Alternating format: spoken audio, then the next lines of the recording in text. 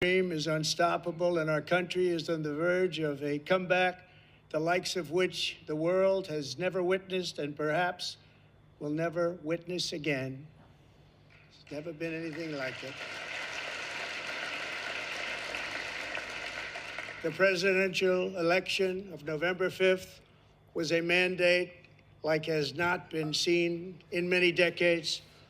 We won all 7 swing states, giving us an electoral college victory of 312 votes.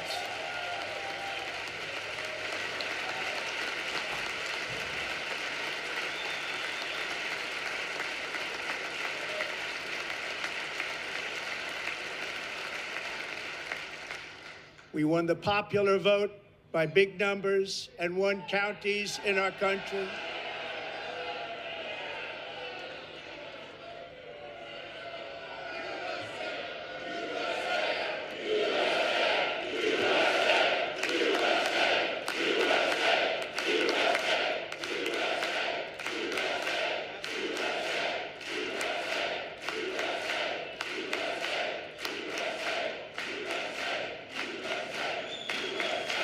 And won counties in our country, 2,700 to 525, on a map that reads almost completely red for Republican.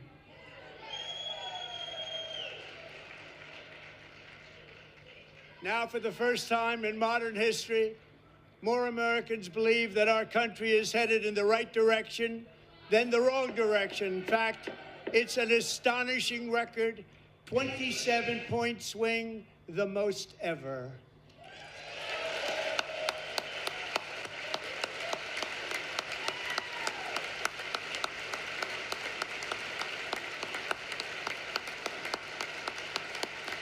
Likewise, small business optimism saw its single largest one-month gain ever recorded. Mr. President. A 41-point jump.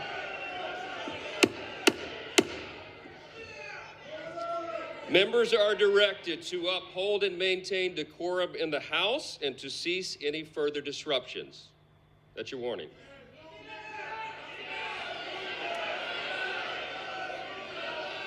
Members are engaging in willful and continuing breach of decorum, and the chair is prepared to direct the Sergeant-at-Arms to restore order to the joint session.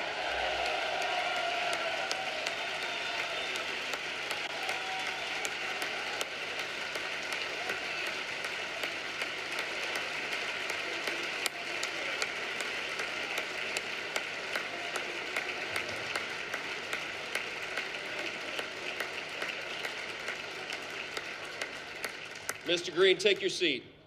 Take your seat, sir. Take your seat. Finding that members continue to engage in willful and concerted disruption of proper decorum, the chair now directs the Sergeant-at-Arms to restore order. Remove this gentleman from the chamber.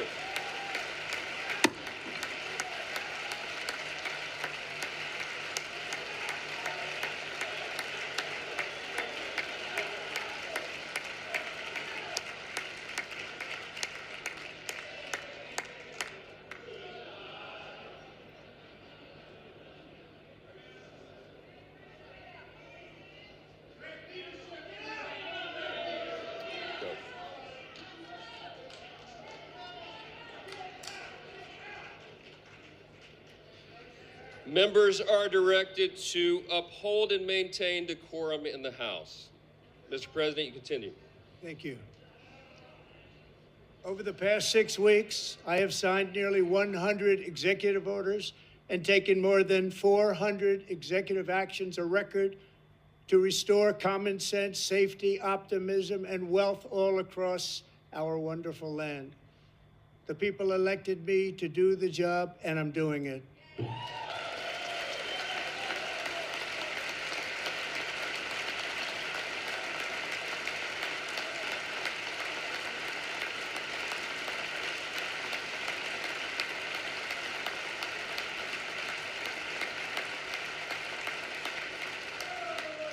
In fact, it has been stated by many that the first month of our presidency, it's our presidency, is the most successful in the history of our nation. By many.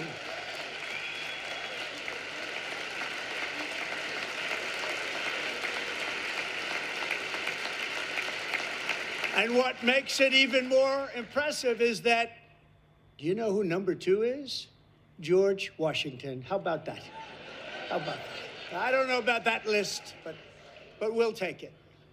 Within hours of taking the oath of office, I declared a national emergency on our southern border, and I deployed the U.S. military and Border Patrol to repel the invasion of our country. And what a job they've done. As a result, illegal border crossings last month were by far the lowest ever recorded, ever.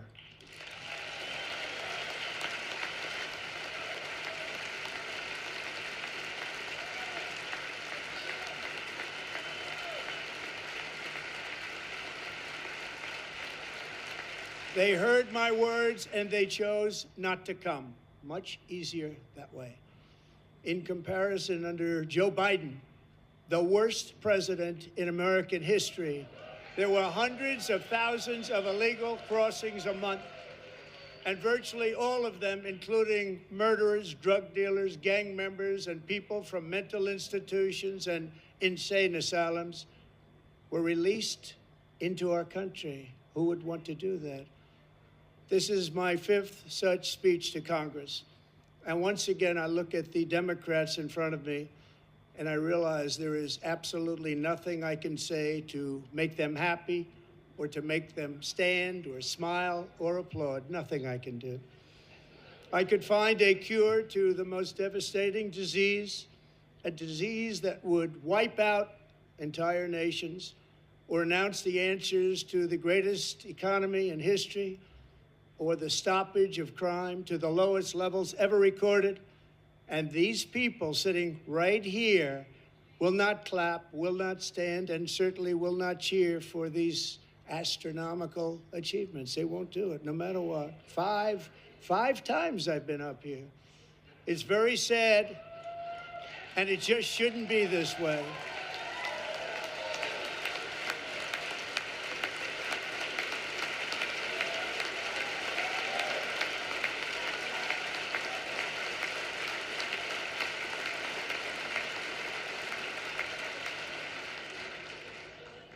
So Democrats sitting before me, for just this one night, why not join us in celebrating so many incredible wins for America? For the good of our nation, let's work together and let's truly make America great again.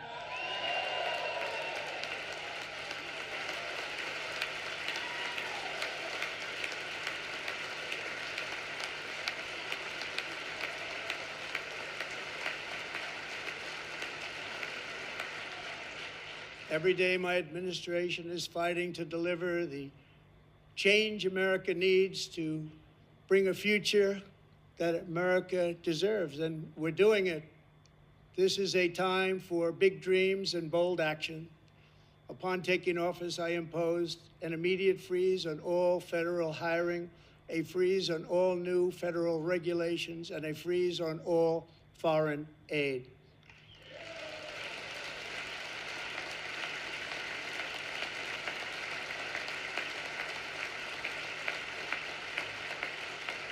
I terminated the ridiculous Green New Scam. I withdrew from the unfair Paris Climate Accord, which was costing us trillions of dollars that other countries were not paying. I withdrew from the corrupt World Health Organization.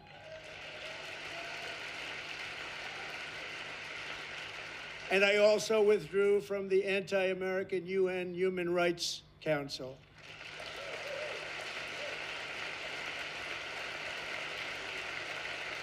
We ended all of Biden's environmental restrictions that were making our country far less safe and totally unaffordable. And importantly, we ended the last administration's insane electric vehicle mandate, saving our auto workers and companies from economic destruction.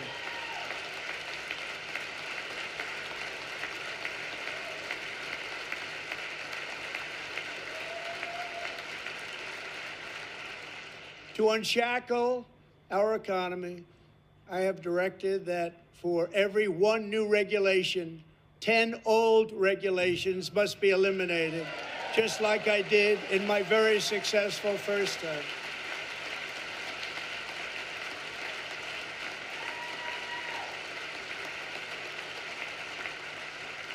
And in that first term, we set records on ending unnecessary rules and regulations like no other president had done before. We ordered all federal workers to return to the office.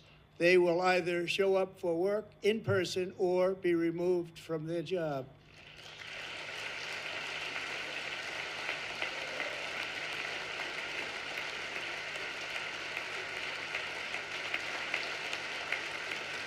And we have ended weaponized government where, as an example, a sitting president is allowed to viciously prosecute his political opponent, like me. How did that work out? Not too good. Not too good.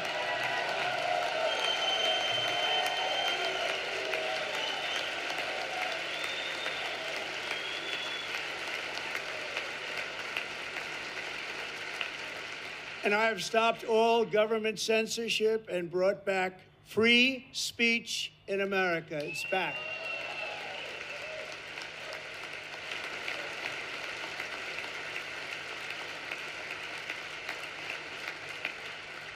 And 2 days ago, I signed an order making English the official language of the United States of America.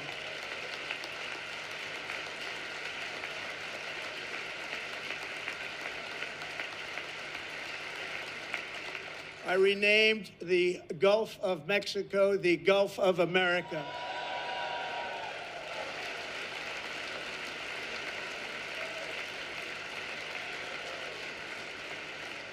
And likewise, I renamed, for a great president, William McKinley, Mount McKinley again. Beautiful Alaska. We love Alaska. We've ended the tyranny of so-called diversity, equity, and inclusion policies all across the entire federal government and indeed the private sector and our military. And our country will be woke no longer.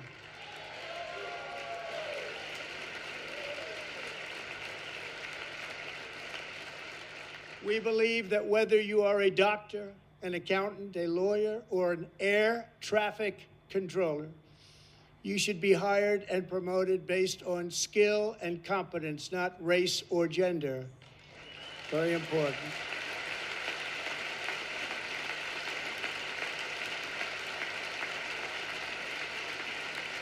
You should be hired based on merit. And the Supreme Court, in a brave and very powerful decision, has allowed us to do so. Thank you. Thank you very much. Thank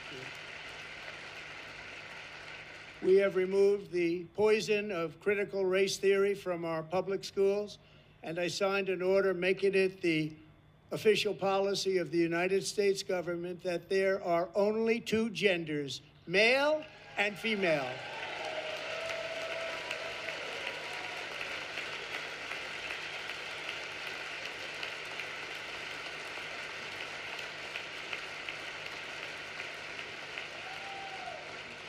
I also signed an executive order to ban men from playing in women's sports.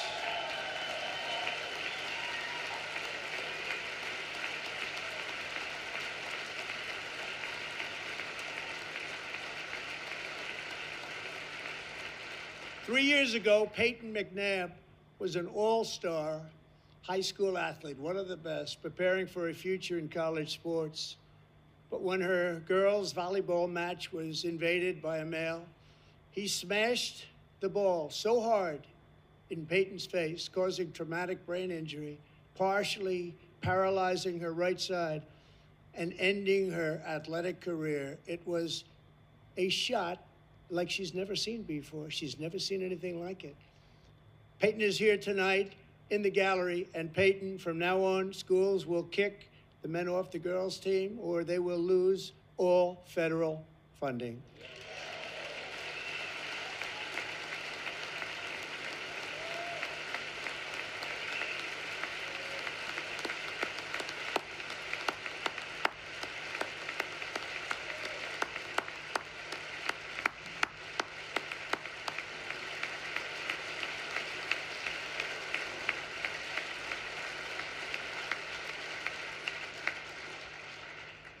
And if you really want to see numbers, just take a look at what happened in the women's boxing, weightlifting, track and field, swimming, or cycling, where a male recently finished a long-distance race 5 hours and 14 minutes ahead of a woman for a new record by 5 hours. Broke the record by 5 hours. It's demeaning for women, and it's very bad for our country. We're not going to put up with it any longer.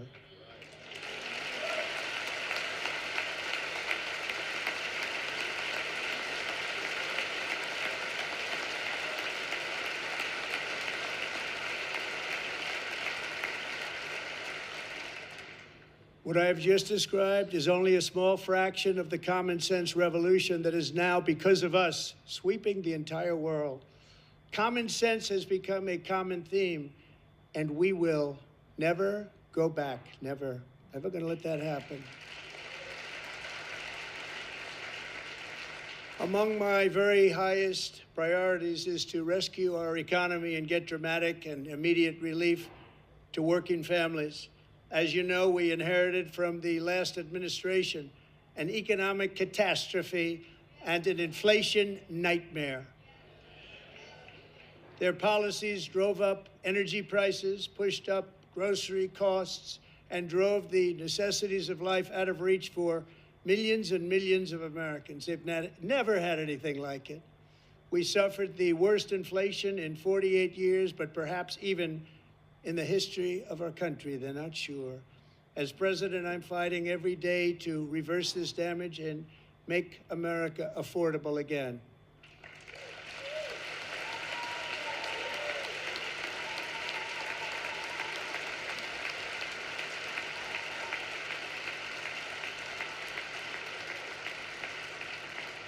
Joe Biden especially let the price of eggs get out of control.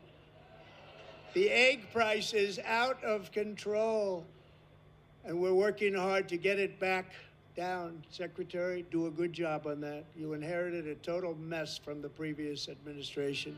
Do a good job.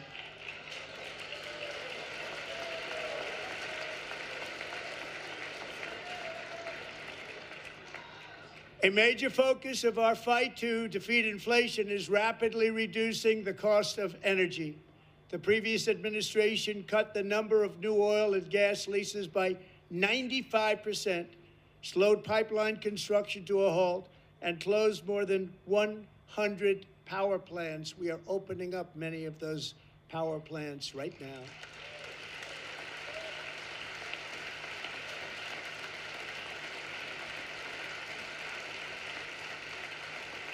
And frankly, we have never seen anything like it. That's why on my first day in office, I declared a national energy emergency. As you've heard me say many times, we have more liquid gold under our feet than any nation on earth, and by far. And now I fully authorize the most talented team ever assembled to go and get it. It's called Drill, Baby, Drill.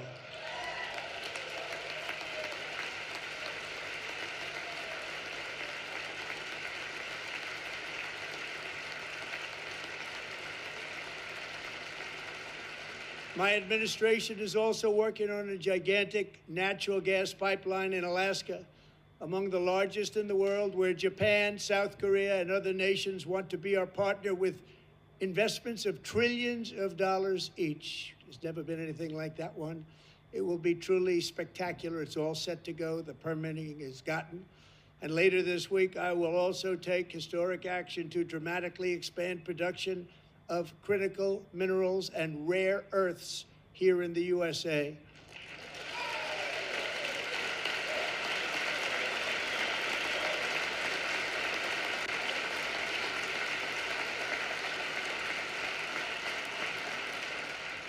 To further combat inflation, we will not only be reducing the cost of energy, but will be ending the flagrant waste of taxpayer dollars.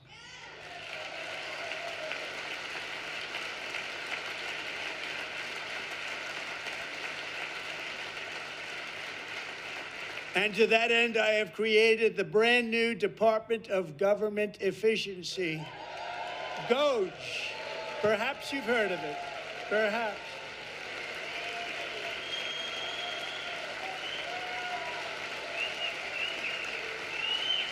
Which is headed by Elon Musk, who is in the gallery tonight.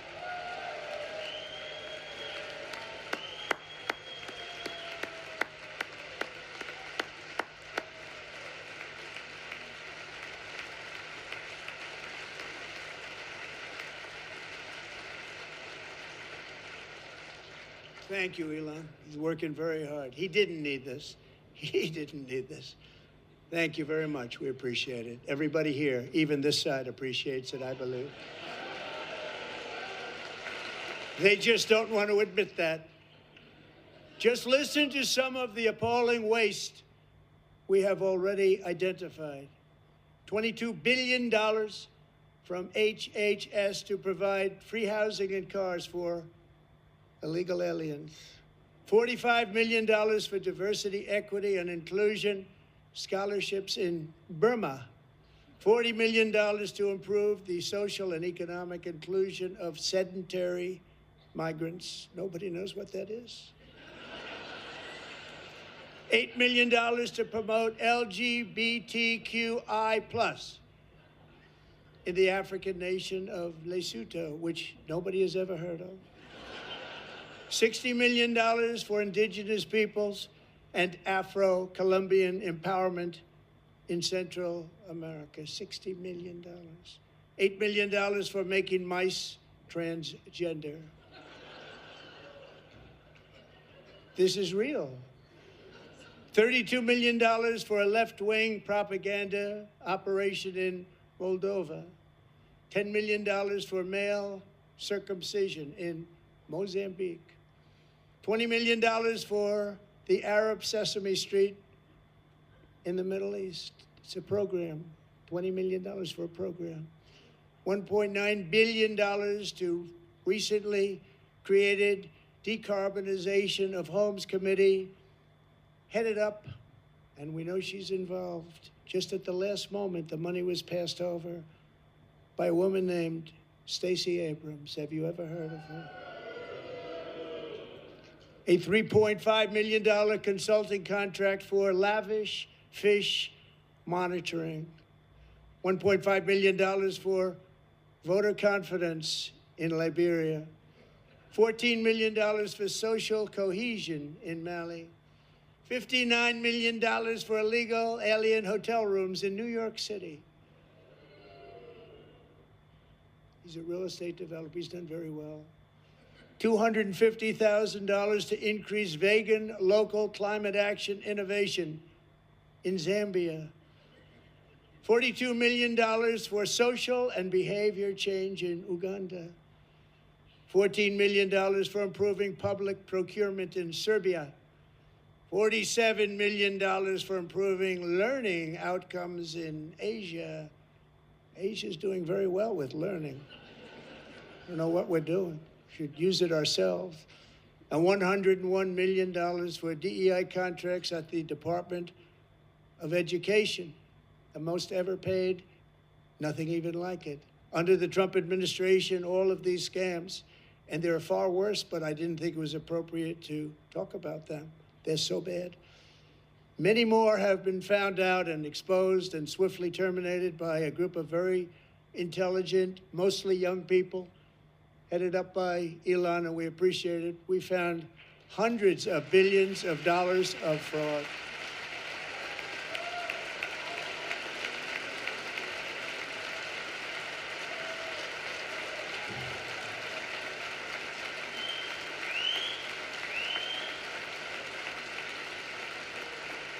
And we've taken back the money and reduced our debt to fight inflation and other things.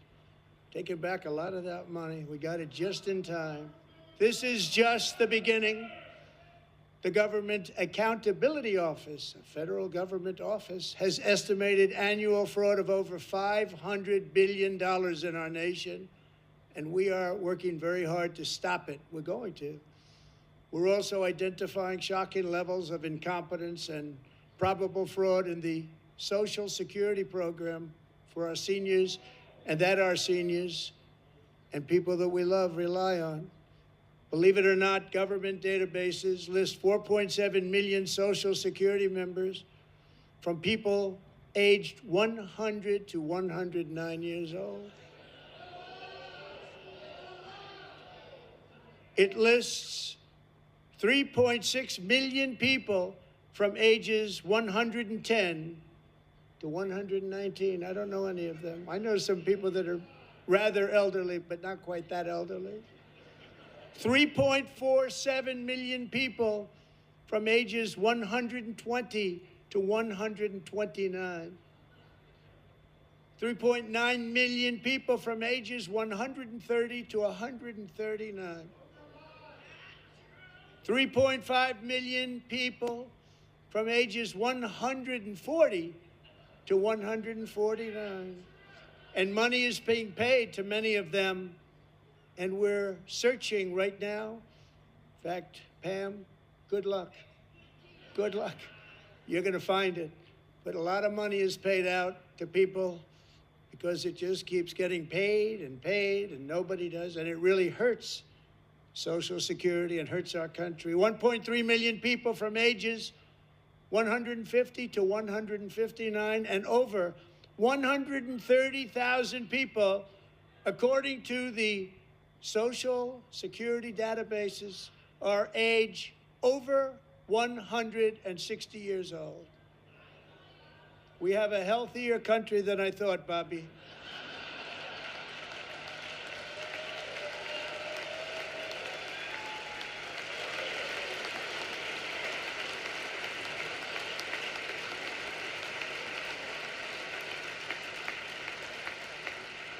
Including, to finish, 1,039 people between the ages of 220 and 229, one person between the age of 240 and 249, and one person is listed at 360 years of age.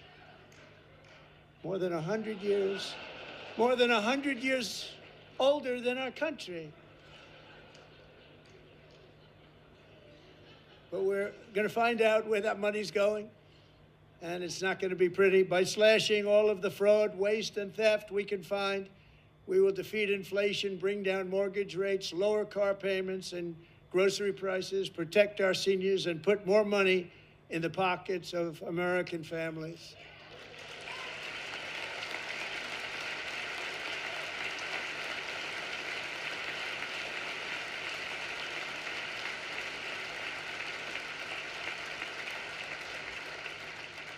And today, interest rates took a beautiful drop, big, beautiful drop. It's about time.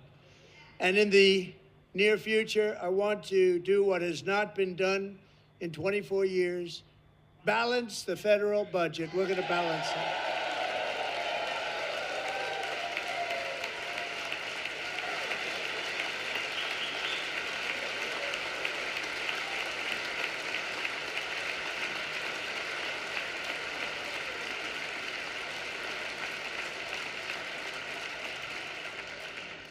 With that goal in mind, we have developed in great detail what we are calling the Gold Card, which goes on sale very, very soon. For $5 million, we will allow the most successful job-creating people from all over the world to buy a path to U.S. citizenship. It's like the green card, but better and more sophisticated. And these people will have to pay tax in our country. They won't have to pay tax from where they came. The money that they've made, you wouldn't want to do that, but they have to pay tax, create jobs.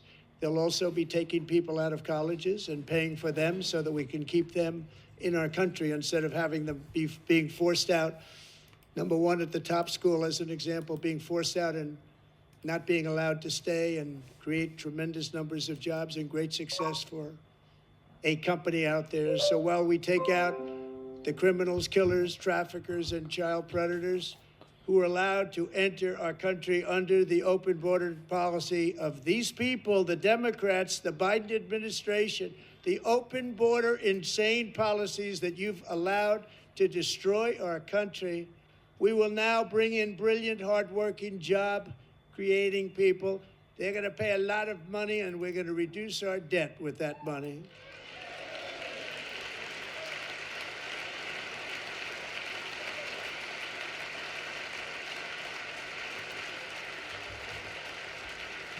Americans have given us a mandate for bold and profound change. For nearly 100 years, the federal bureaucracy has grown until it has crushed our freedoms, ballooned our deficits, and held back America's potential in every possible way. The nation founded by pioneers and risk-takers now drowns under millions and millions of pages of regulations and debt. Approvals that should take 10 days to get instead take 10 years, 15 years, and even 20 years before you're rejected. Meanwhile, we have hundreds of thousands of federal workers who have not been showing up to work. My administration will reclaim power from this unaccountable bureaucracy, and we will restore true democracy to America again.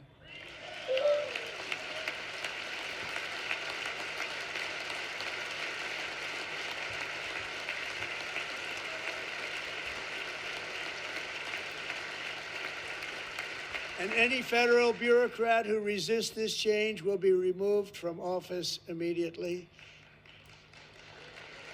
Because we are draining the swamp. It's very simple. And the days of rule by unelected bureaucrats are over.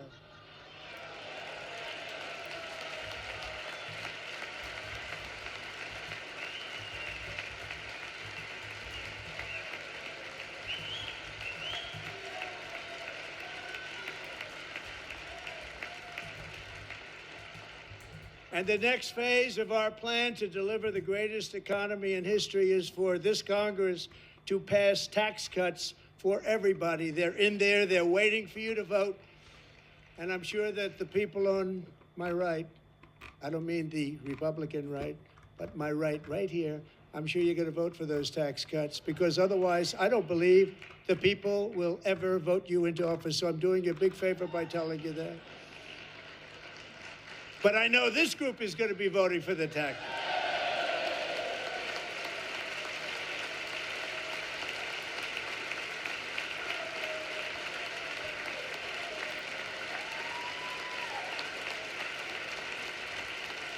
Thank you.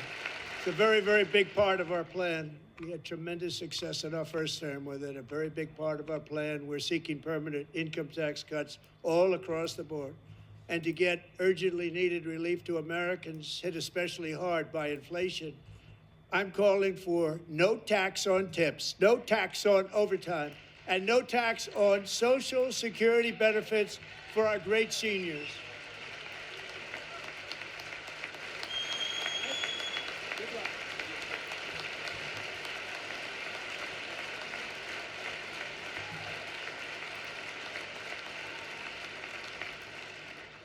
And I also want to make interest payments on car loans tax deductible, but only if the car is made in America.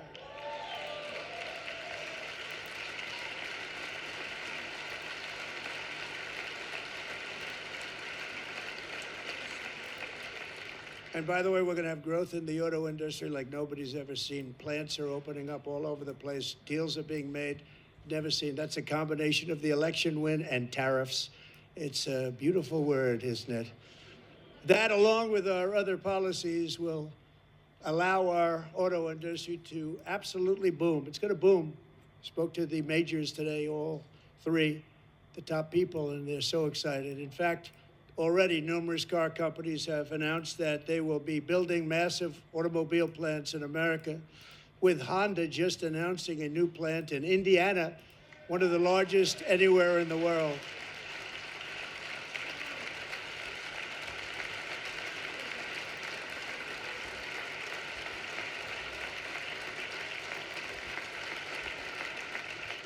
And this has taken place since our great victory on November 5th, a date which will hopefully go down as one of the most important in the history of our country.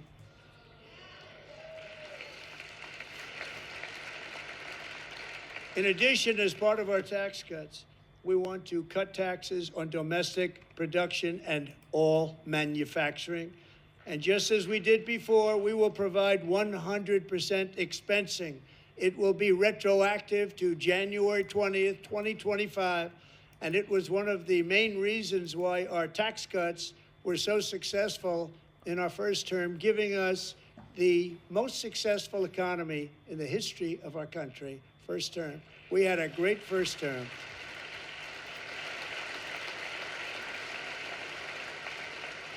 If you don't make your product in America, however, under the Trump administration, you will pay a tariff, and in some cases, a rather large one.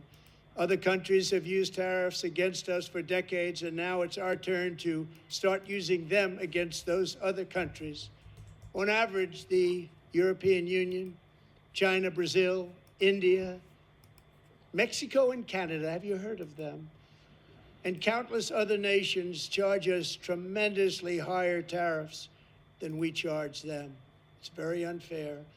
India charges us auto tariffs higher than 100%. China's average tariff on our products is twice what we charge them. And South Korea's average tariff is 4 times higher. Think of that, 4 times higher. And we give so much help militarily and in so many other ways to South Korea, but that's what happens. This is happening by friend and foe. This system is not fair to the United States and never was, and so on April 2nd, I wanted to make it April 1st, but I didn't want to be accused of April Fool's Day. That's not, just one day was cost us a lot of money. But we're going to do it in April. I'm a very superstitious person. April 2nd, reciprocal tariffs kick in. And whatever they tariff us, other countries, we will tariff them. That's reciprocal, back and forth. Whatever they tax us, we will tax them. If they do non-monetary tariffs to keep us out of their market, then we will do non-monetary barriers to keep them out of our market. There's a lot of that, too. They don't even allow us in their market.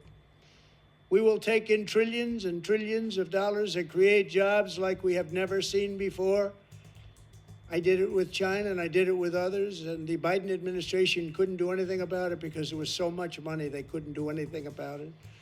We have been ripped off for decades by nearly every country on earth, and we will not let that happen any longer.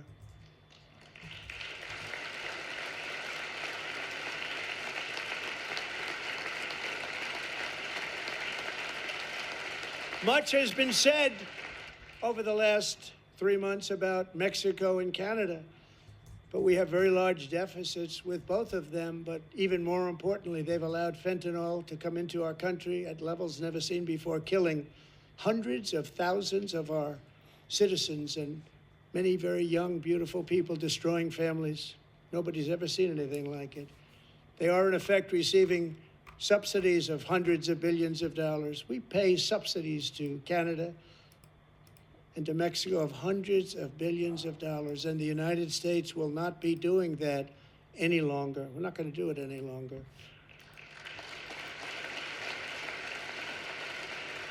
Thanks to our America First policies we're putting into place, we have had $1.7 trillion of new investment in America in just the past few weeks. The combination of the election and our economic policies that people of SoftBank, one of the most brilliant anywhere in the world, announced a $200 billion investment. OpenAI and Oracle, Larry Ellison, announced $500 billion investment, which they wouldn't have done if Kamala had won. Apple announced $500 billion investment. Tim Cook called me. He said, I cannot spend it fast enough. It's going to be much higher than that, I believe. It'll be building their plants here instead of in China.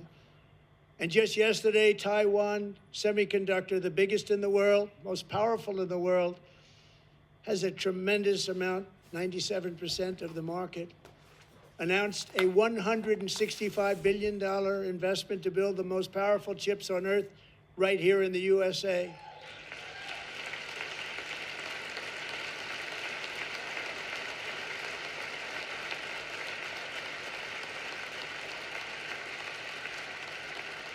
And we're not giving them any money. Your CHIPS Act is a horrible, horrible thing. We give hundreds of billions of dollars, and it doesn't mean a thing. They take our money and they don't spend it. All that meant to them, we're giving them no money. All that was important to them was they didn't want to pay the tariffs, so they came and they're building, and many other companies are coming. We don't have to give them money. We just want to protect our businesses and our people. And they will come because they won't have to pay tariffs if they build in America. So it's very amazing. You should get rid of the CHIP Act, and whatever's left over, Mr. Speaker, you should use it to reduce debt or any other reason you want to.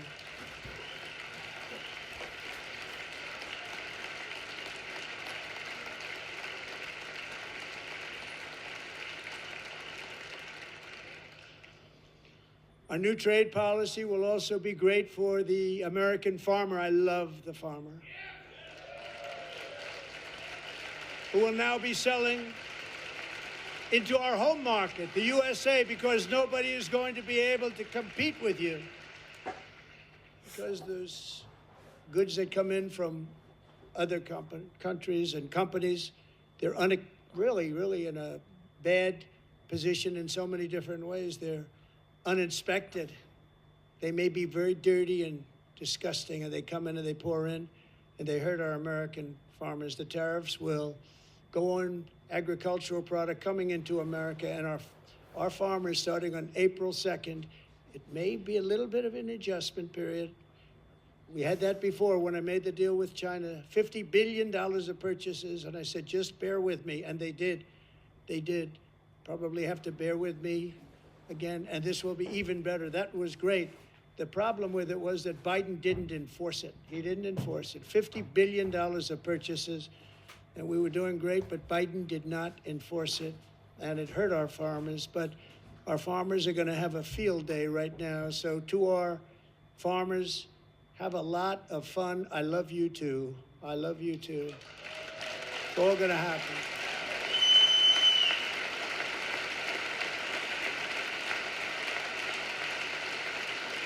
And I have also imposed a 25% tariff on foreign aluminum, copper, lumber, and steel, because if we don't have, as an example, steel and lots of other things, we don't have a military, and frankly, we just won't have a country very long.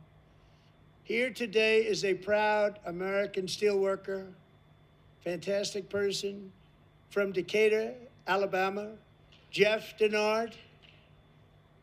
Has been working at the same steel plant for 27 years in a job that has allowed him to serve as the captain of his local volunteer fire department, raise 7 children with his beautiful wife, Nicole, and over the years provide a loving home for more than 40 foster children. So great, Jeff.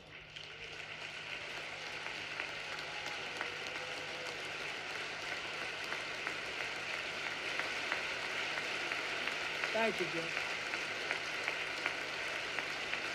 Thank you, Jeff.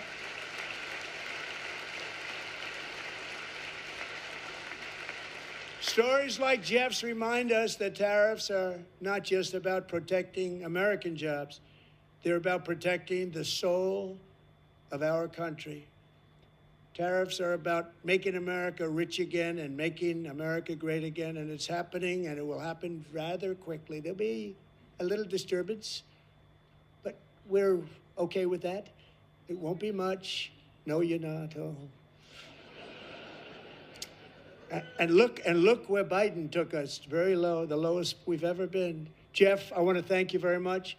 And I also want to recognize another person who has devoted herself to foster care community. She works so hard on it. A very loving person, our magnificent First Lady of the United States.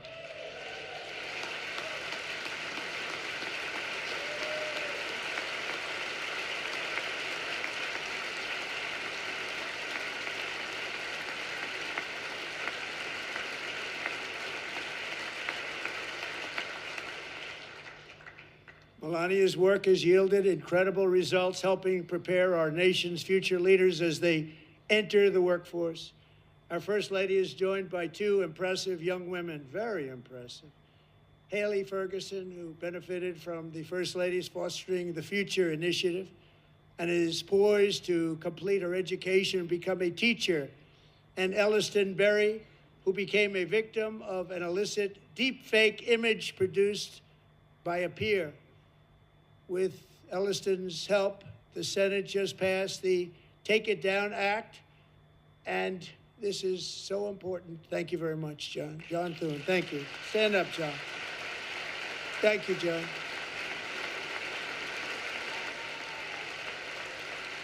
Thank you all very much.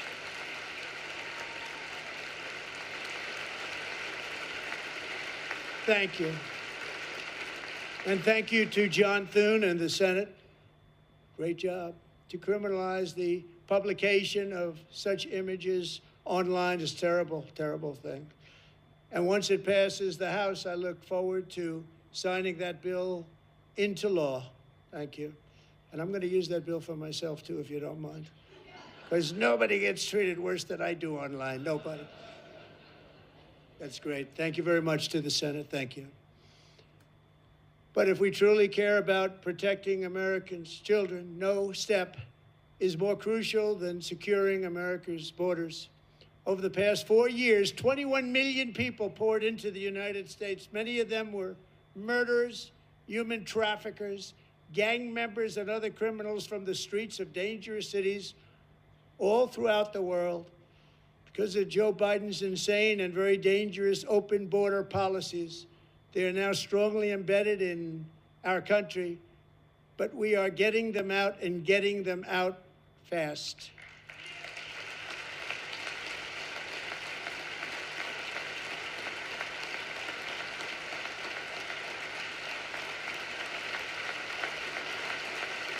And I want to thank Tom Homan and Christy. I want to thank you and Paul of Border Patrol.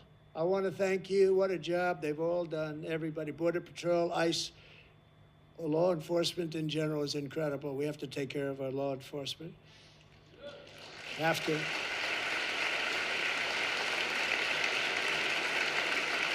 Last year,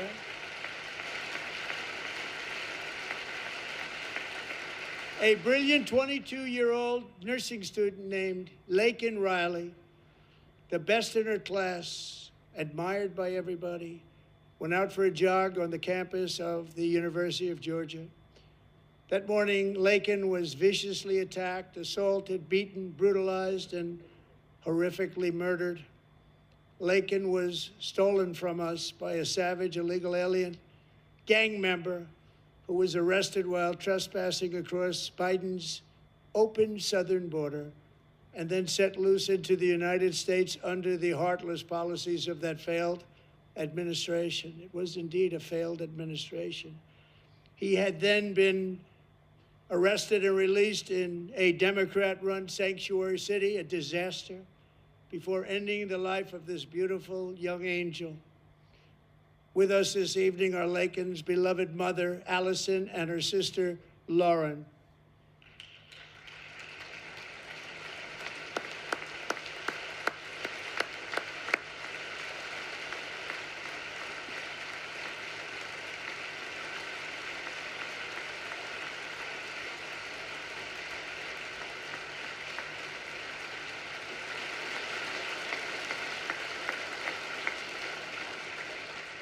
Last year, I told Laken's grieving parents that we would ensure their daughter would not have died in vain.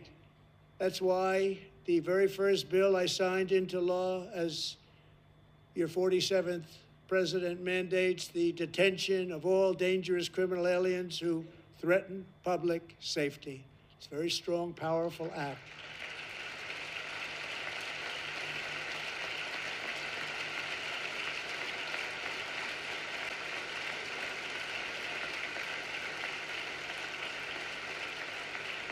It's called the Laken-Riley Act. So Allison and Lauren, America will never, ever forget our beautiful Laken Hope Riley.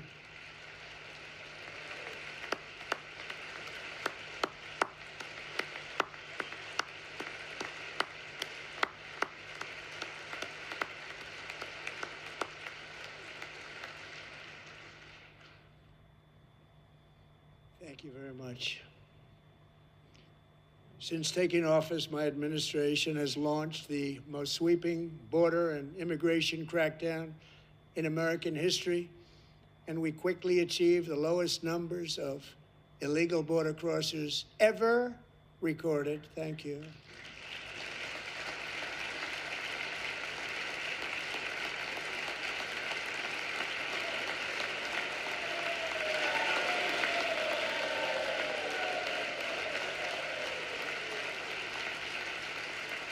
The media and our friends in the Democrat Party kept saying we needed new legislation. We must have legislation to secure the border.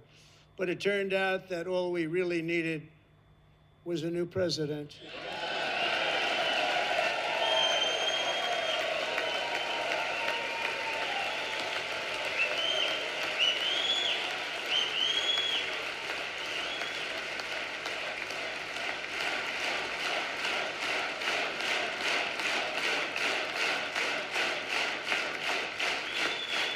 Thank you.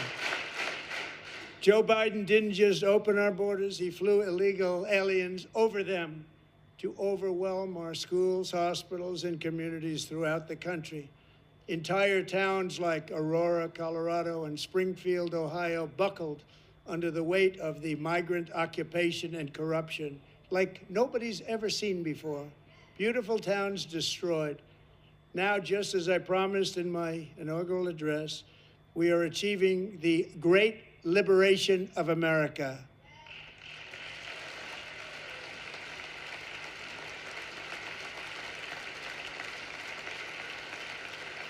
But there still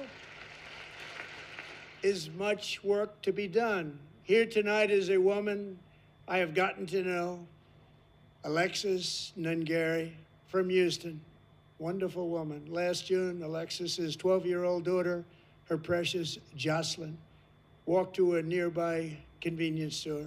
She was kidnapped, tied up, assaulted for 2 hours under a bridge, and horrifically murdered. Arrested and charged with this heinous crime are 2 illegal alien monsters from Venezuela, released into America by the last administration through their ridiculous open border. The death of this beautiful 12-year-old girl and the agony of her mother and family touched our entire nation greatly. Alexis, I promised that we would always remember your daughter, your magnificent daughter, and earlier tonight, I signed an order keeping my word to you. One thing I have learned about Jocelyn is that she loved animals so much. She loved nature. Across Galveston Bay, from where Jocelyn lived in Houston, you will find a magnificent national wildlife refuge, a pristine, peaceful, 34,000-acre sanctuary for all of God's creatures on the edge of the Gulf of America. Alexis, moments ago, I formally renamed that refuge in loving memory of your beautiful daughter, Jocelyn. So, Mr. Vice President, if you would, may I have the order?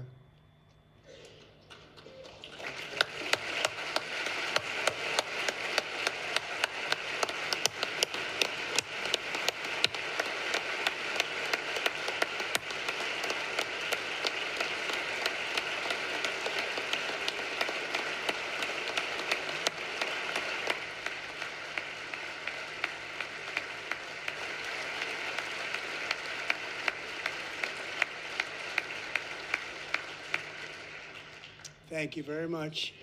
All 3 savages charged with Jocelyn and Lakin's murders were members of the Venezuelan prison gang, the toughest gang, they say, in the world, known as Tren de Aragua. 2 weeks ago, I officially designated this gang, along with MS-13 and the bloodthirsty Mexican drug cartels, as foreign terrorist organizations.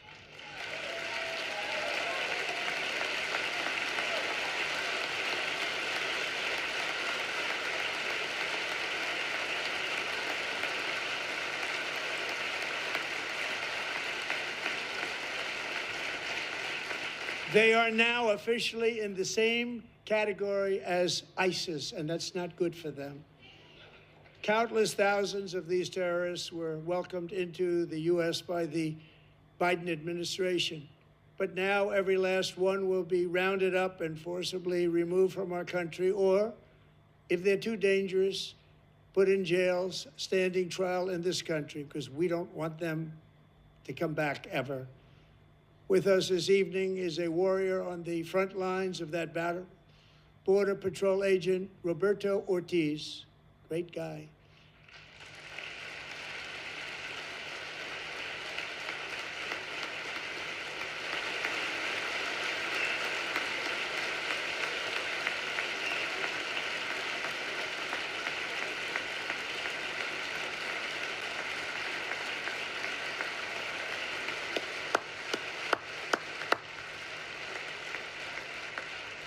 In January, Roberto and another agent were patrolling by the Rio Grande near an area known as Cartel Island. Doesn't sound too nice to me. When heavily armed gunmen started shooting at them, Roberto saw that his partner was totally exposed, at great danger, and he leapt into action, returning fire and providing crucial seconds for his fellow agent to seek safety, just barely. I have some of the prints of that event, and it was not good. Agent Ortiz, we salute you for your great courage and for your line of fire that you took and for the bravery that you showed. We honor you, and we will always honor you. Thank you, Roberto, very much.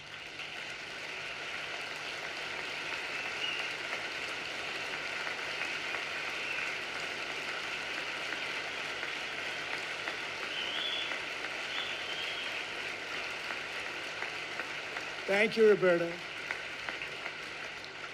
And I actually got to know him on my many calls to the border. He's a great gentleman. The territory to the immediate south of our border is now dominated entirely by criminal cartels that murder, rape, torture, and exercise total control. They have total control over a whole nation, posing a grave threat to our national security. The cartels are waging war in America, and it's time for America to wage war on the cartels, which we are doing.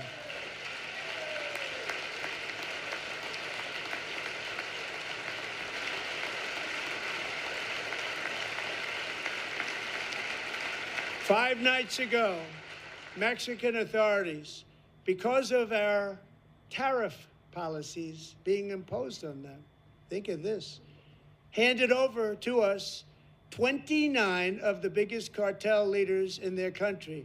That has never happened before. They want to make us happy. First time ever. But we need Mexico and Canada to do much more than they've done, and they have to stop the fentanyl and drugs pouring into the USA. They're going to stop it. I have sent Congress a detailed funding request laying out exactly how we will eliminate these threats to protect our homeland and complete the largest deportation operation in American history, larger even than current record holder, President Dwight D. Eisenhower, a moderate man, but someone who believed very strongly in borders. Americans expect Congress to send me this funding without delay so I can sign it into law. So, Mr. Speaker, John Thune, both of you, I hope you're going to be able to do that, Mr. Speaker. Thank you. Mr. Leader, thank you. Thank you very much. And let's get it to me. I'll sign it so fast, you won't even believe it.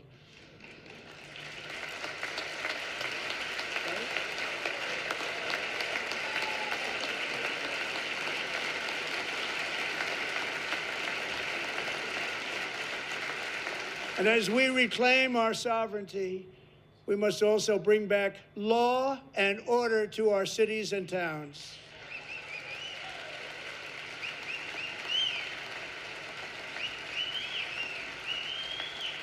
In recent years, our justice system has been turned upside down by radical left lunatics. Many jurisdictions virtually ceased enforcing the law against dangerous repeat offenders while weaponizing law enforcement against political opponents like me. My administration has acted swiftly and decisively to restore fair, equal, and impartial justice under the constitutional rule of law, starting at the FBI and the DOJ. Pam, good luck. Cash, wherever you may be, good luck. Good luck. Pam Bondi, good luck. So important. Going to do a great job. Cash, thank you. Thank you, Cash.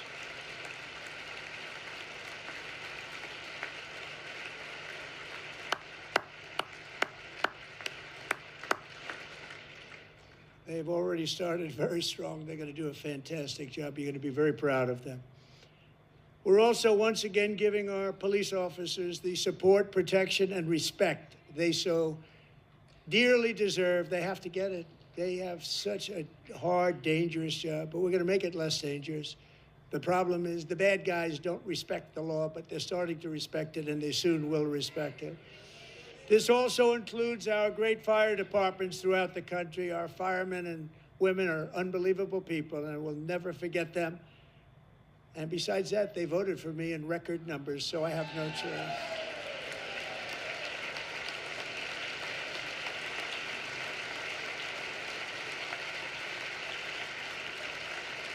One year ago this month, 31-year-old New York police officer Jonathan Diller, unbelievably wonderful person and a great officer, was gunned down at a traffic stop on Long Island. I went to his funeral.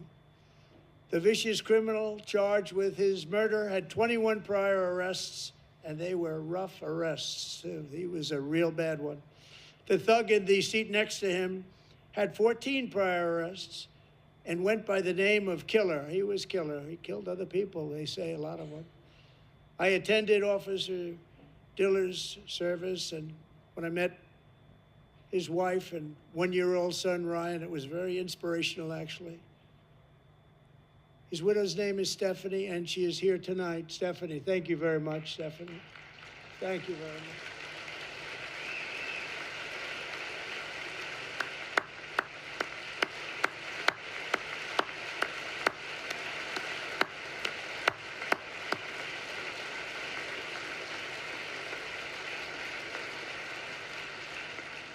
Stephanie, we're going to make sure that Ryan knows his dad was a true hero, New York's finest, and we're going to get these cold-blooded killers and repeat offenders off our streets, so we're going to do it fast. Got to stop it. They get out with 28 arrests. They push people into subway trains. They hit people over the head, back of the head with baseball bats. We got to get them out of here. I've already signed an executive order requiring a mandatory death penalty for anyone who murders a police officer. And tonight I'm asking Congress to pass that policy into permanent law.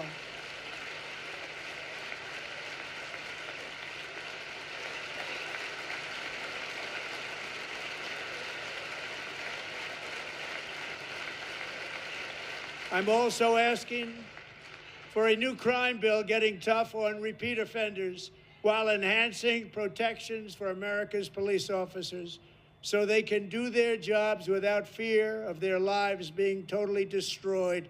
They don't want to be killed. We're not going to let them be killed. Joining us in the gallery tonight is a young man who truly loves our police. His name is DJ Daniel. He is 13 years old, and he has always dreamed of becoming a police officer.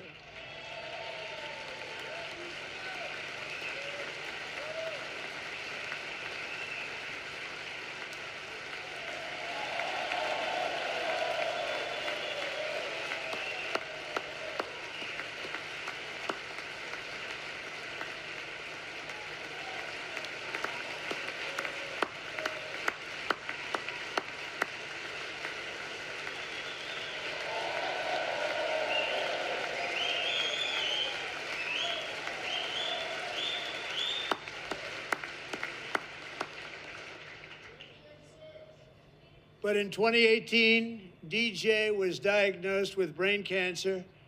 The doctors gave him 5 months at most to live. That was more than 6 years ago.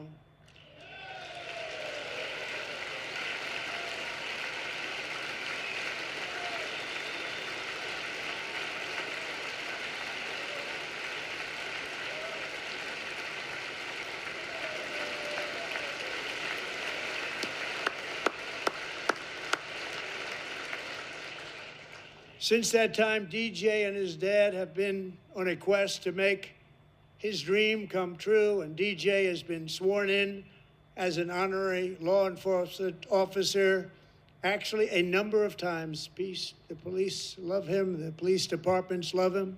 And tonight, DJ, we're going to do you the biggest honor of them all. I am asking our new Secret Service Director, Sean Curran, to officially make you an agent of the United States Secret Service.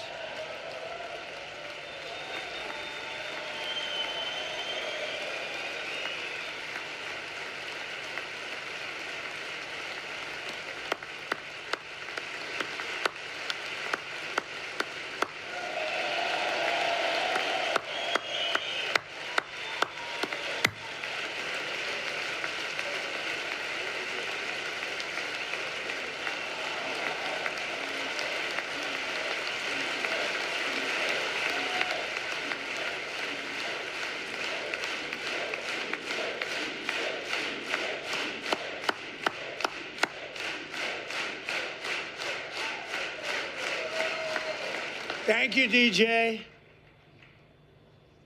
DJ's doctors believe his cancer likely came from a chemical he was exposed to when he was younger. Since 1975, rates of child cancer have increased by more than 40%. Reversing this trend is one of the top priorities for our new presidential commission to make America healthy again, chaired by our new Secretary of Health and Human Services, Robert F. Kennedy, Jr.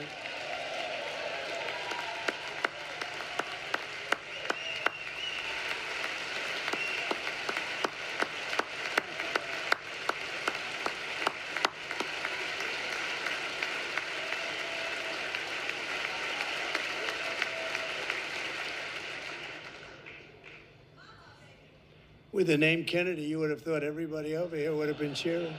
How quickly they forget. Our goal is to get toxins out of our environment, poisons out of our food supply, and keep our children healthy and strong. As an example, not long ago, and you can't even believe these numbers, 1 in 10,000 children had autism, 1 in 10,000. And now it's 1 in 36. There's something wrong, 1 in 36, think of that. So we're gonna find out what it is, and there's nobody better than Bobby and all of the people that are working with you. You have the best to figure out what is going on. Okay, Bobby, good luck. It's a very important job, thank you. Go get 'em.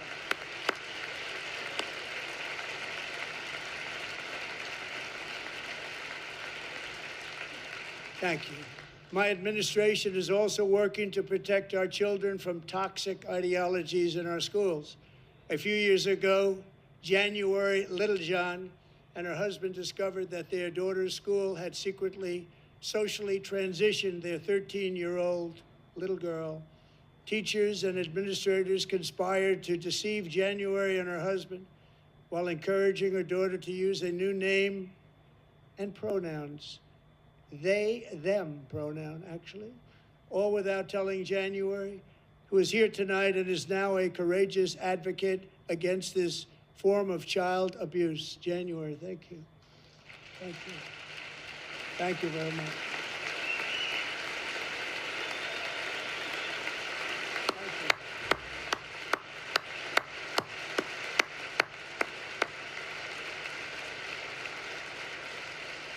Thank you. Thank you.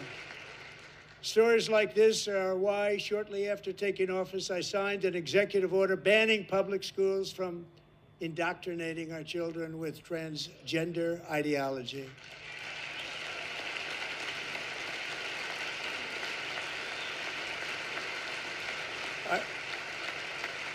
I also signed an order to cut off all taxpayer funding to any institution that engages in the sexual mutilation of our youth.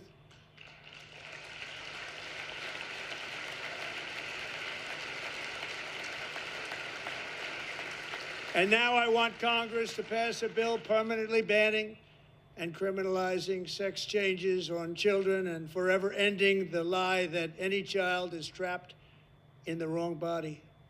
This is a big lie.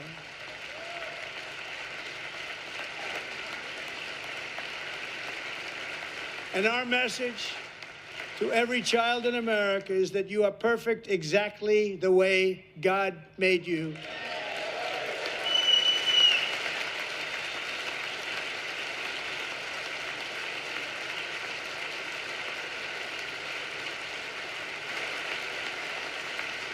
Because we're getting wokeness out of our schools and out of our military, and it's already out, and it's out of our society. We don't want it. Wokeness is trouble. Wokeness is bad. It's gone. It's gone. And we feel so much better for it, don't we? Don't we feel better? Our service members won't be activists and ideologues. They will be fighters and warriors. They will fight for our country. And Pete, congratulations. Secretary of Defense, congratulations.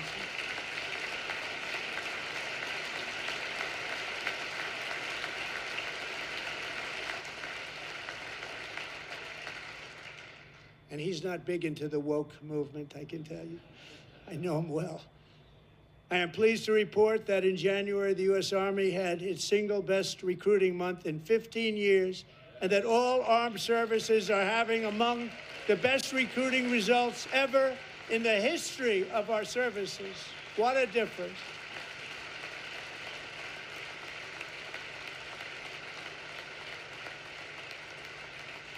And you know, it was just a few months ago where the results were exactly the opposite. We couldn't recruit anywhere. We couldn't recruit.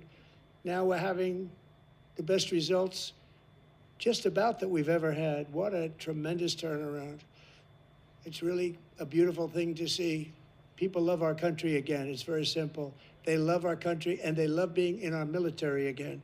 So it's a great thing, and thank you very much. Great job. Thank you.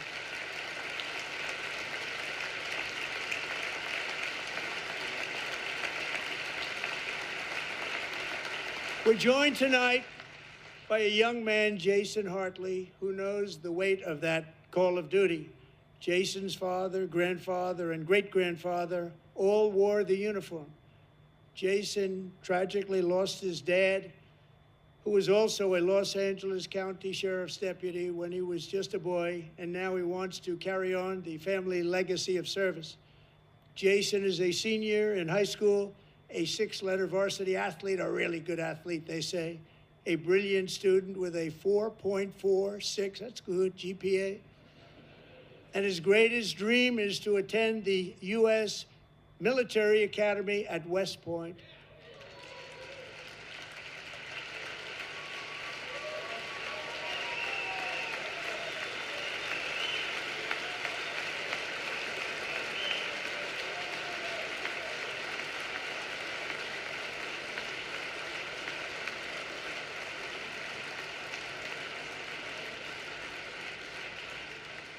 And Jason, that's a very big deal getting in. That's a hard one to get into. But I'm pleased to inform you that your application has been accepted.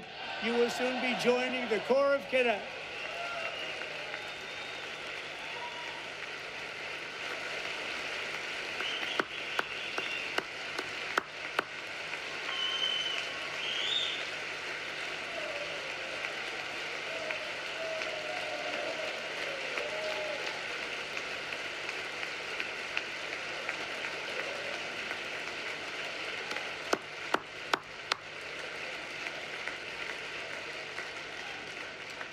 Thank you. Jason, you're going to be on the long gray line, Jason.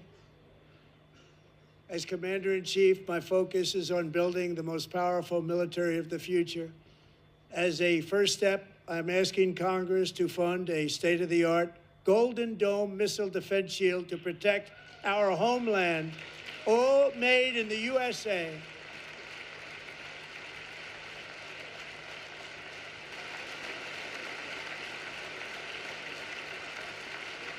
And Ronald Reagan wanted to do it long ago, but the technology just wasn't there, not even close. But now we have the technology. It's incredible, actually. And other places, they have it. Israel has it. Other places have it. And the United States should have it too, right, Tim, right? They should have it too. So I want to thank you. But it's a very, very important. This is a very dangerous world. We should have it. We want to be protected, and we're going to protect our citizens like never before.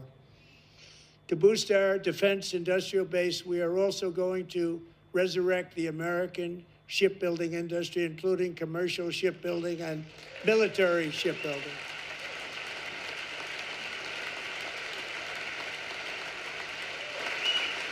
And for that purpose, I am announcing tonight that we will create a new Office of Shipbuilding in the White House and offer special tax incentives to bring this industry home to America where it belongs. We used to make so many ships. We don't make them anymore very much, but we're going to make them very fast, very soon. It will have a huge impact. To further enhance our national security, my administration will be reclaiming the Panama Canal, and we've already started doing it.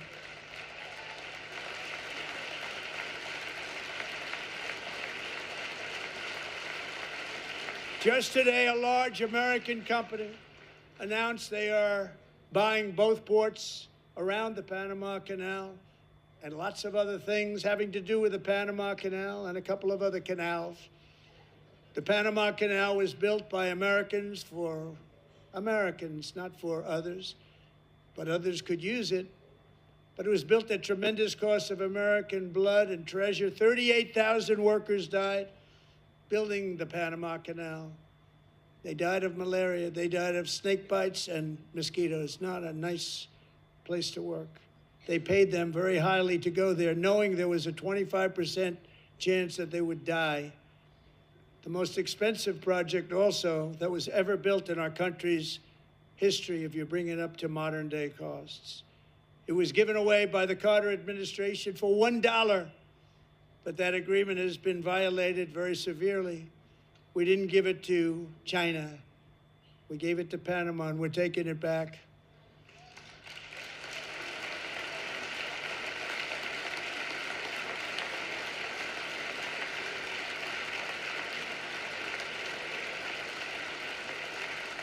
And we have Marco Rubio in charge. Good luck, Marco.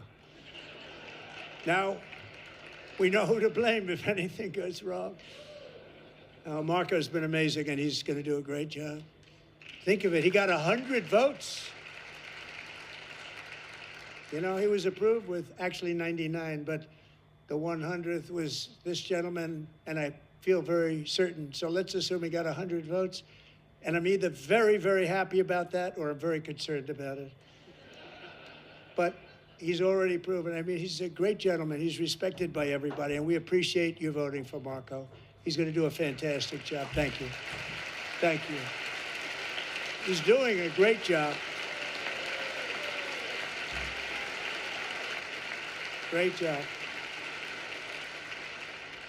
And I also have a message tonight for the incredible people of Greenland. We strongly support your right to determine your own future. And if you choose, we welcome you into the United States of America. We need Greenland for national security and even international security, and we're working with everybody involved to try and get it. But we need it really for international world security, and I think we're going to get it. One way or the other, we're going to get it. We will keep you safe. We will make you rich, and together we will take Greenland to heights like you have never thought possible before. It's a very small population, but very, very large piece of land and very, very important for military security. America is once again standing strong against the forces of radical Islamic terrorism. 3.5 years ago, ISIS terrorists killed 13 American service members and countless others in the Abbey Gate bombing during the disastrous and incompetent withdrawal from Afghanistan. Not that they were withdrawing, it was the way they withdrew. Perhaps the most embarrassing moment in the history of our country. Tonight, I am pleased to announce that we have just apprehended the top terrorist responsible for that atrocity, and he is right now on his way here to face the swift sword of American justice.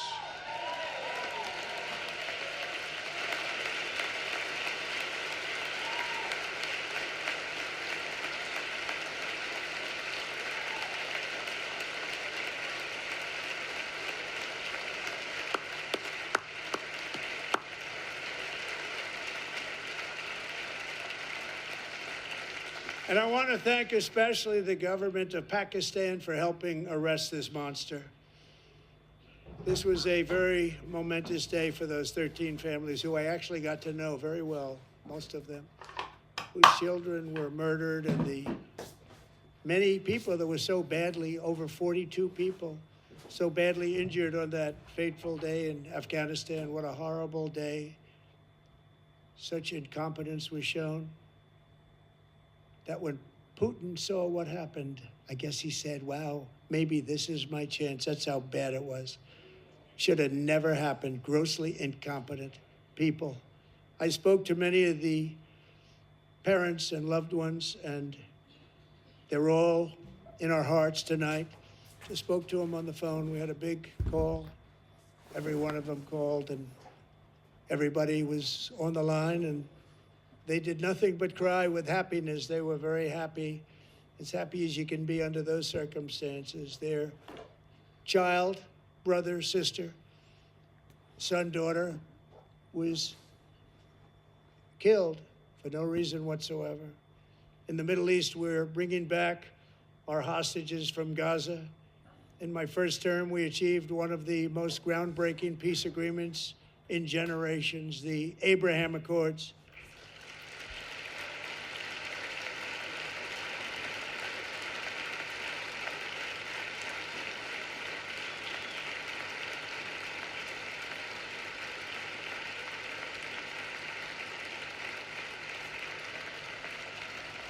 And now we're going to build on that foundation to create a more peaceful and prosperous future for the entire region. A lot of things are happening in the Middle East. People have been talking about that so much lately with everything going on with Ukraine and Russia. But a lot of things are happening in the Middle East. It's a rough neighborhood, actually. I'm also working tirelessly to end the savage conflict in Ukraine. Millions of Ukrainians and Russians have been needlessly killed or wounded in this horrific and brutal conflict with no end in sight. The United States has sent hundreds of billions of dollars to support Ukraine's defense, with no security, with no anything.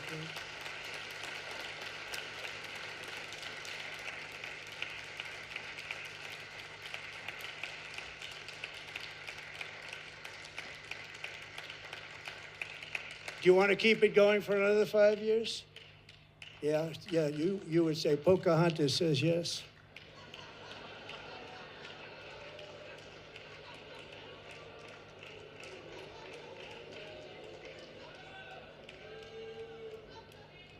$2,000 people are being killed every single week.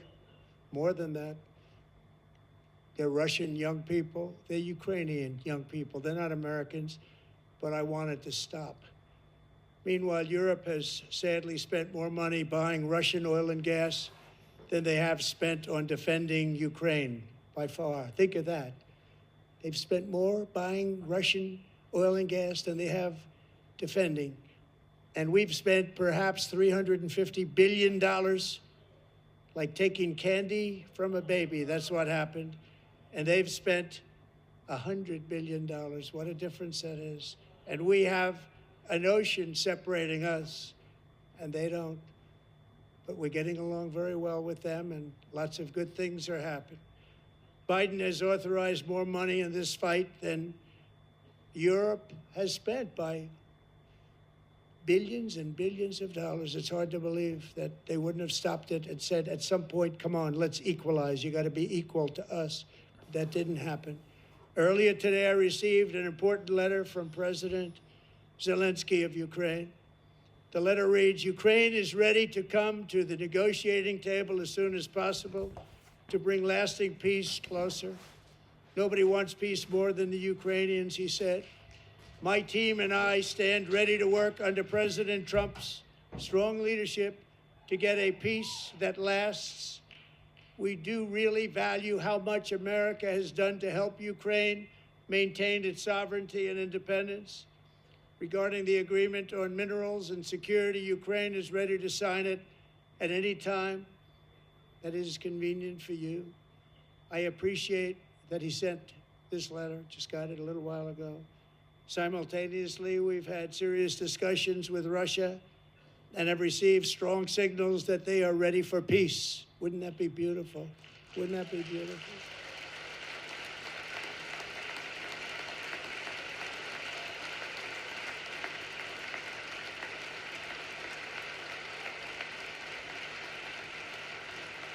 Wouldn't that be beautiful?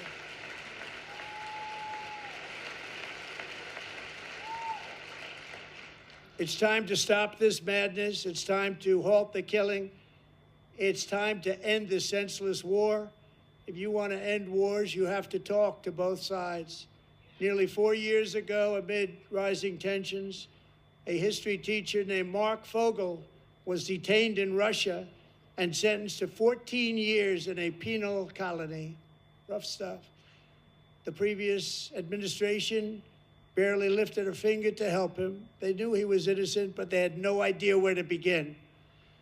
But last summer, I promised his 95-year-old mother, Malphine, that we would bring her boy safely back home.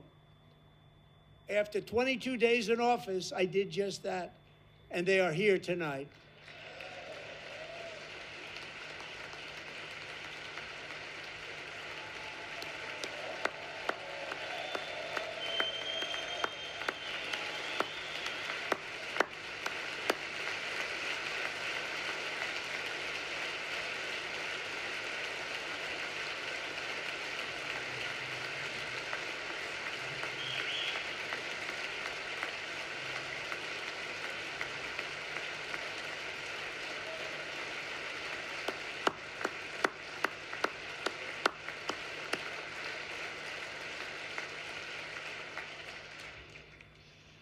To Mark and his great mom, we are delighted to have you safe and sound and with us.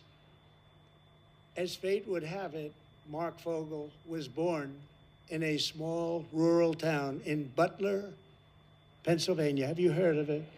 Where his mother has lived for the past 78 years. I just happened to go there last July 13th for a rally. That was not pleasant. And that is where I met his beautiful mom right before I walked onto that stage. And I told her I would not forget what she said about her son. And I never did I? Never forgot.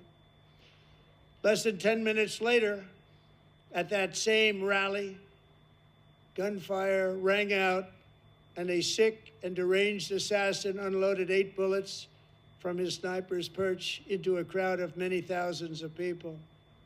My life was saved by a fraction of an inch, but some were not so lucky.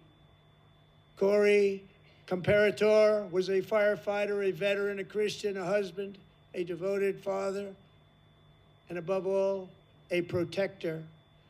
When the sound of gunshots pierced the air, it was a horrible sound. Corey knew instantly what it was and what to do. He threw himself on top of his wife and daughters and shielded them from the bullets with his own body. Corey was hit really hard. You know the story from there. He sacrificed his life to save theirs.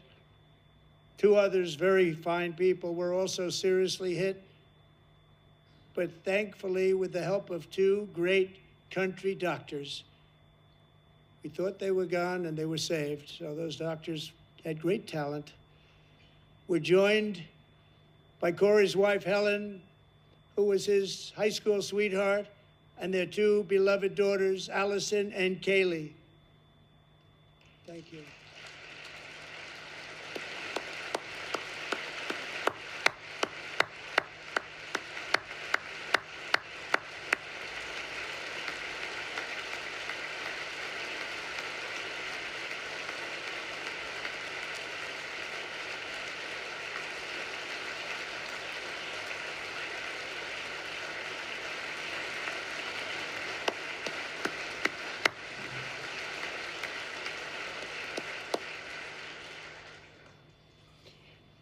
To Helen, Allison, and Kaylee, Corey is looking down on his three beautiful ladies right now, and he is cheering you on. He loves you.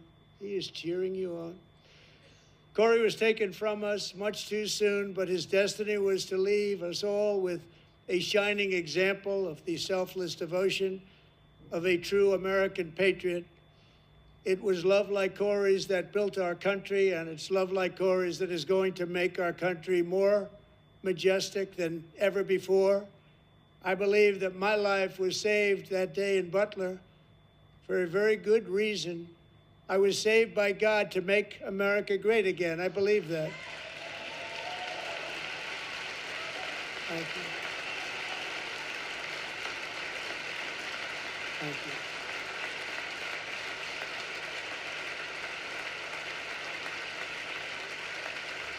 Thank you.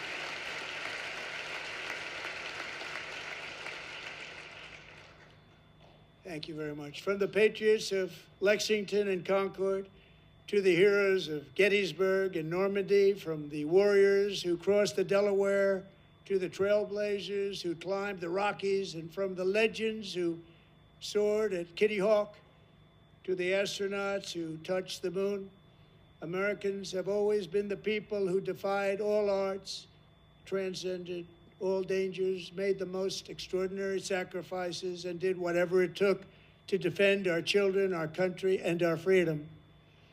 And as we have seen in this chamber tonight, that same strength, faith, love, and spirit is still alive and thriving in the hearts of the American people.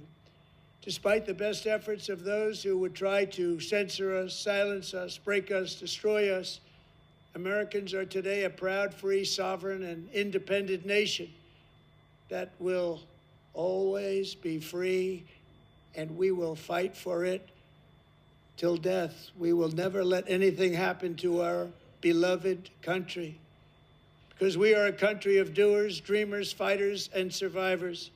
Our ancestors crossed a vast ocean, strode into the unknown wilderness, and carved their fortunes from the rock and soil of a perilous and very dangerous frontier. They chased our destiny across a boundless continent. They built the railroads, laid the highways, and graced the world with American marvels like the Empire State Building, the mighty Hoover Dam, and the towering Golden Gate Bridge. They lit the world with electricity, broke free of the force of gravity, fired up the engines of American industry, vanquished the communists, fascists, and Marxists all over the world, and gave us countless modern wonders sculptured out of iron, glass, and steel. We stand on the shoulders of these pioneers who won and built the modern age, these workers who poured their sweat into the skylines of our cities, these warriors who shed their blood on fields of battle and gave everything they had for our rights and for our freedom. Now it is our time to take up the righteous cause of American liberty. And it is our turn to take America's destiny into our own hands and begin the most thrilling days in the history of our country. This will be our greatest era. With God's help, over the next 4 years, we are going to lead this nation even higher, and we are going to forge the freest, most advanced, most dynamic, and most dominant civilization ever to exist on the face of this earth.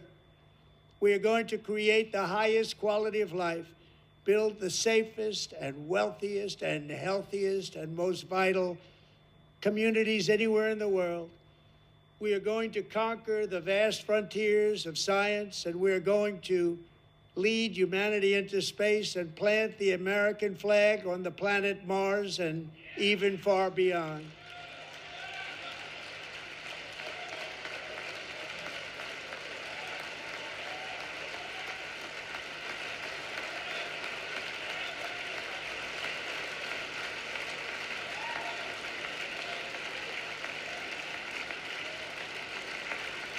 And through it all, we are going to rediscover the unstoppable power of the American spirit. And we are going to renew unlimited promise of the American dream. Every single day, we will stand up and we will fight, fight, fight for the country our citizens believe in and for the country our people deserve.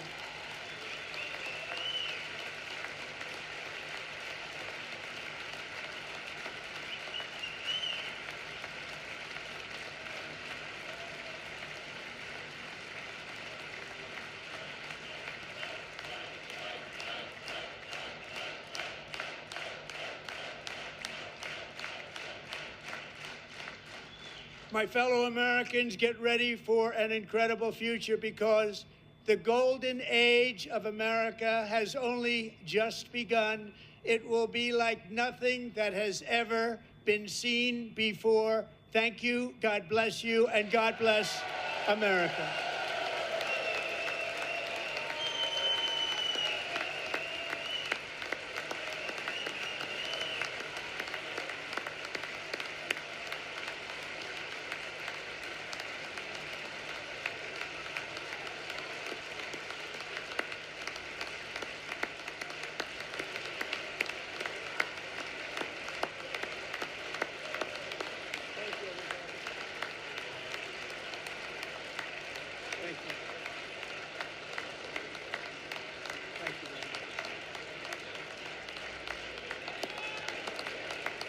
Thank you very much.